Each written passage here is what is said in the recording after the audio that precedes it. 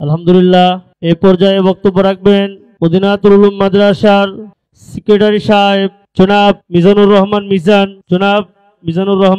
আসসালামু আলাইকুম ওয়া রাহমাতুল্লাহি ওয়া বারাকাতুহু। আমি তো জেনারেল লাইনের মানুষ, আমি অতটা বক্তৃতাও পারি না।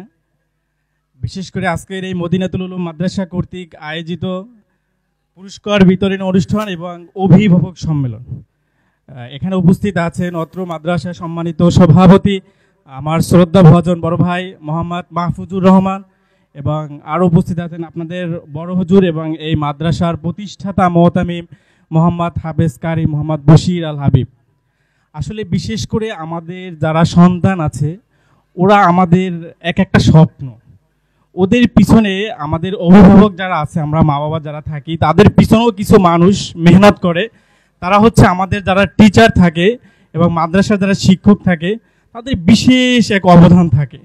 আসলে ওদেরকে প্রত্যেকটা মানুষ হিসেবে গড়ে তুলতে তাদের অনেক মেহনত, ঠিক আছে। এই জন্য বিশেষ করে আমাদের মাদ্রাসার মোহতামিম হুজুরের এই মাদ্রাসার পিছনে সারাদিন অনেক অত্যন্ত পরিশ্রম করে এই মাদ্রাসাকে দুর্বার গতিতে এগিয়ে নিয়ে যাচ্ছে। এবং আমি এই মাদ্রাসার সম্পৃক্ততা হওয়ার শুরু থেকে সবসময় দেখি হুজুরকে সবসময় ভাবে যে এই মাদ্রাসা কিভাবে আরও সমন্বিত করে আরও সামনে এগিয়ে নেওয়া যায়। এবং আমাদের যত সহযোগিতা লাগে মাদ্রাসার পিছনে আমরা সবসময় হুজুরের সাথে আছি এবং ভবিষ্যতেও থাকবো। আমাদের জন্য দোয়া করবেন এবং আমরা আপনাদের জন্য দোয়া করি। এবং আমার বিশেষ করে এবং আমরা যারা সভাপতি হিসেবে সারা জীবন থাকবো না এবং আমার সভাপতিও থাকবে না, আমিও থাকবো না, কিন্তু আমাদের চিন্তা ফিকির হচ্ছে এই মদিনাতুল উলুম মাদ্রাসা মিরপুরে যেন একটা স্থায়ী ভবন হয়। এই দোয়াটা আপনারা সবাই আমাদের জন্য করবেন এবং আমিও দোয়া করি এবং আমি চেষ্টা করব। আমার আজকে প্রোগ্রাম ছিল আমাদের মন্ত্রণালয়ে, আমি ওটা ক্যান্সেল করে, হুজুর কালকে আমাকে রাতে বলছে যে ভাই আমাদের এখানে একটু থাকবেন, আমি ওটা ক্যান্সেল করে এখানে চলে আসছি।